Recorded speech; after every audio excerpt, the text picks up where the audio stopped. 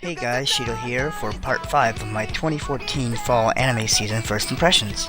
Last episode, I covered Sora no Method, a new fantasy series, a new romance series called Griseia no Kajitsu, a new action series with a very nostalgic feel in Garo the Animation, and a terrible waste of time in Ori Twin Tail ni Norimasu, and also a forgettable harem show known as Daitoshukan no Hisoka. Now on to part 5, which I start off with a series called Parasite the Maxim, a new sci-fi series about alien parasites that come to Earth and take over the brains of humans. One such parasite tries to take over Shinichi Izumi's body, but fails, and instead inhabits his right hand. The two begin to form a bond to both survive as well as fight other parasites.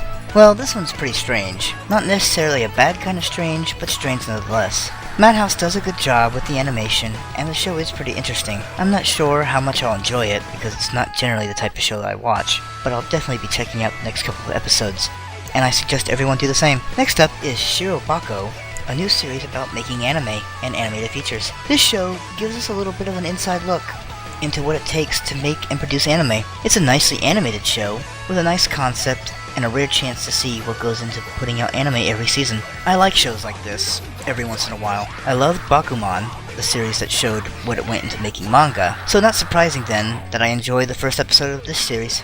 After Shirobako, I checked out a series called Shingeki no Bahamut Genesis, which is based off a video game, and was quickly picked up by Funimation.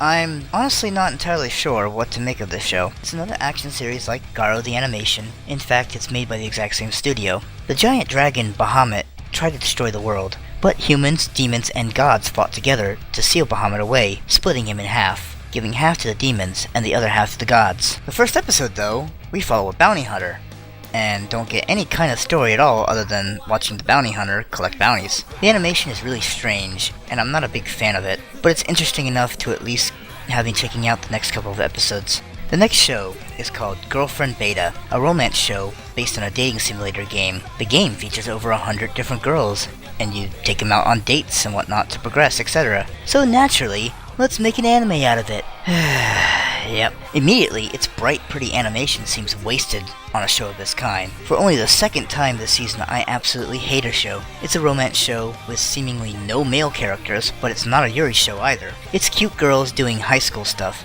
It's boring, it's pointless, and such a waste of nice animation. Pass on it, ignore it, flush it down a toilet, just stay the hell away from it. The last show for this video is called Inou-Battle wa Nichijou-kei no Nakade, also known as When Supernatural Battles Become Commonplace. Strange name, that's for sure. It's about the 5 members of Senko High School's literary club who all somehow get superpowers and then start living everyday life with said powers, as they also battle against others who also have powers. Studio Trigger does a great job with the animation. The first episode is a good introduction to the characters, their personalities, and their superpowers. While it's not mentioned at all how or why they have powers, it was a well done introductory episode that gives us just enough to make you interested, and I'll definitely be continuing the show, at least for now. I do hope that they start to explain why people are getting powers, but we'll see where it goes. And that's it for part 5 of my first impressions of the fall season. Part 6 will be the last one, and we'll wrap up the remaining shows.